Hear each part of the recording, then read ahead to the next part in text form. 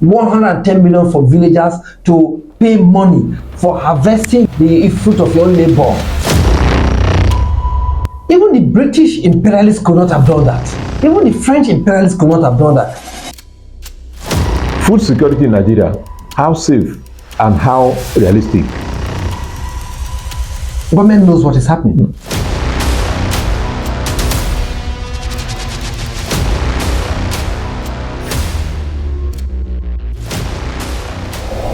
Welcome to Noble TV Live.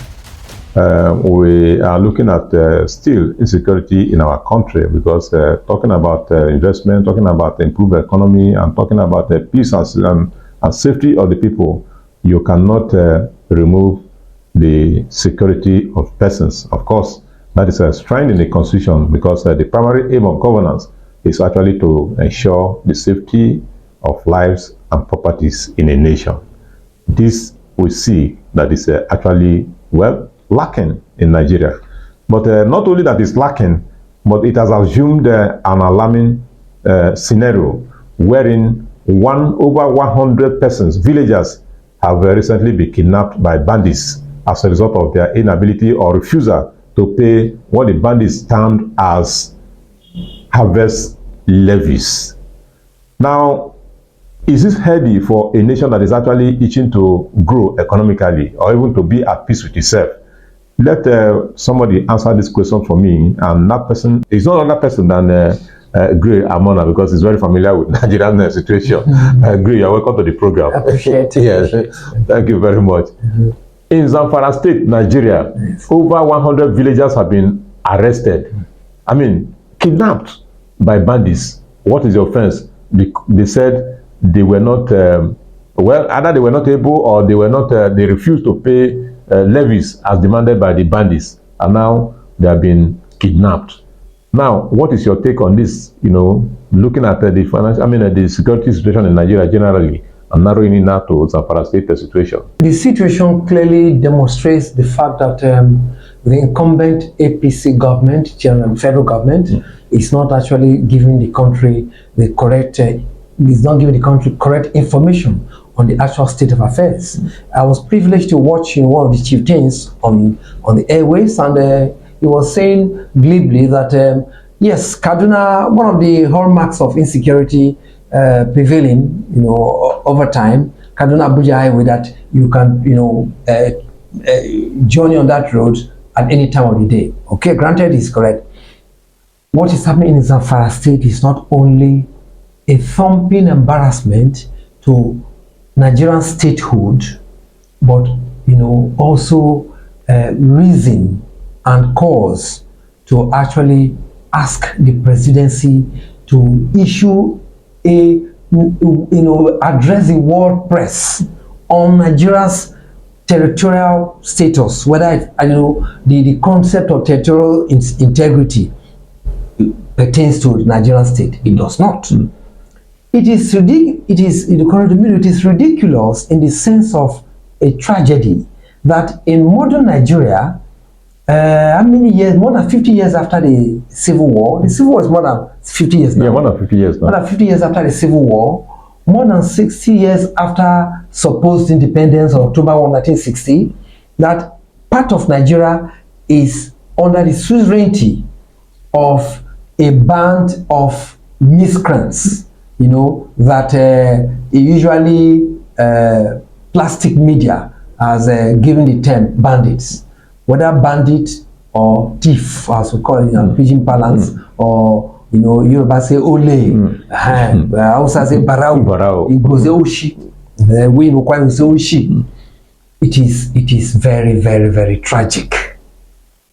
It simply means that when did President Tinubu come into office? July 29. Yes. That is the academic side of May 29. May 29. Yes. Academically, May 29. Yes. But practically, you start dictating matters from June. Yes. And it was, I think, that June 1st that the president, Hola Balo about. It was on May 29th. No, the day he decided, it was that May 29th. Yes. Like the dramatic moment, yes. said subsidy removal. Yes.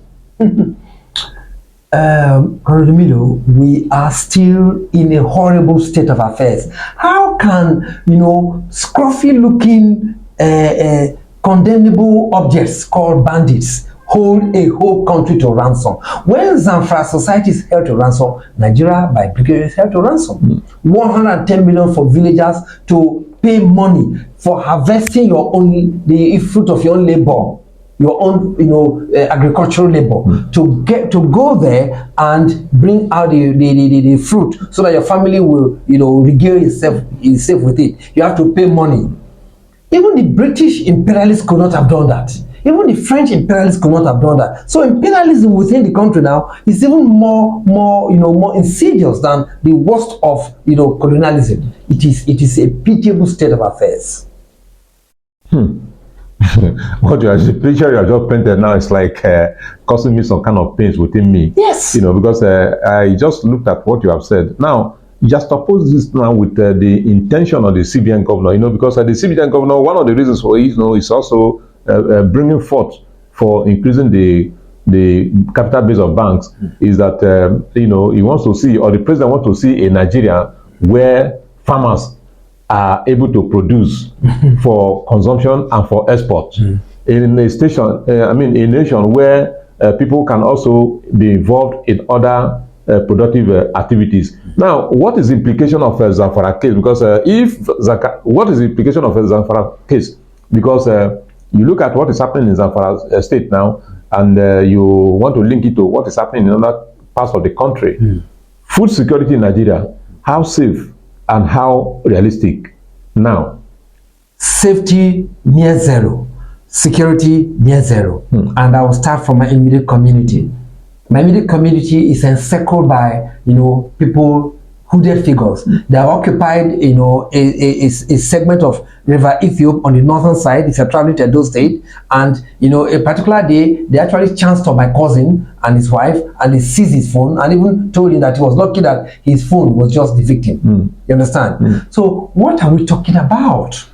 It simply means that the food security theory, the agricultural target, the target of the farming population that is implicit in Dr. Cardoso's theory, is a mere shadow chase. Because who do you want to bring into a hypothetical center where agricultural activity is protected by credit syndication? Who are you going to give the credit to? What are they going to harvest? Are they going to, maybe the loan you're going to make available for them will not be given to scruffy looking bandits? It simply tells you that, Omido, it's a very, very, very bad situation. The government knows what is happening. But the government is unwilling to take the bull by the horn. That's the truth. Government knows that the Zamfara example is simply a hypothetical picture of a generally horrible scenario, but government simply, stands hands akimbo and comes out, it goes to the press, mouthing abstractions in the form of economic policies that cannot be translated into reality, when they know that it's like the General Danjuma showing anger the other day, that collusion is the imprint of the present security problem. Collusion between the miscreants and another collusion with government as an agent and the miscreants. Otherwise, can't you get the army to chase these hooligans away from the farms? They were sleeping, then they came to kidnap and to abduct people. Now the warning given those villages, couldn't the warning have been countervailed by putting in place a security apparatus that will countervail the act of abduction? That did not happen. That's why I say there's collusion. They knew that they will come and they simply folded their arms and look at the time. So Zamfara was part of Sokoto State now. Before the creation of Sokoto State, it was northern region. Sokoto State was created by the Murtala regime. Yes, Murtala regime in 1976. It was 76 exactly, because what preceded the 1979 elections was the creation of states. So I'm trying to tell you that northwest of Nigeria, doesn't it fall within the purview of Nigeria, the Nigerian state, so much so that security is abandoned and then the lives of farmers just subjected to uncertainty? No. We should be talking about a different state of affairs. Well, viewers, you heard it all from Gray Amona, who is actually pained about what is happening in Zamfara State. And he has concluded that government actually knows what to do, but maybe they are shying away from actually doing that which is needful as far as insecurity in Nigeria generally, and particularly in Zamfara State is concerned. Because you cannot imagine where you have a country and you have a government in place and bandits are demanding a whopping sum of 110 million naira from farmers as levies for harvest. How much would they pay to government? Because they still need to pay tax. And if you put all these things together, you are creating a picture where it is becoming very, very unsafe for Nigerians to actually go to farm to produce food for Nigerians to consume in the first place, and for export if Nigeria has to come back to the era where agriculture used to be the mainstay of the economy. So I leave you at this point to also make your own comment as you like and share the view you may have received from here. And I expect you also to click the notification button so that when next will come again, you'll be one of the first people to listen or view us. Thank you for being there. I have been with a great Amona. Insecurity is threatening everywhere in Nigeria.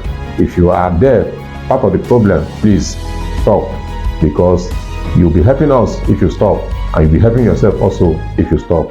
And Nigeria will be better than it is now if we actually stop, because there's opportunity for all.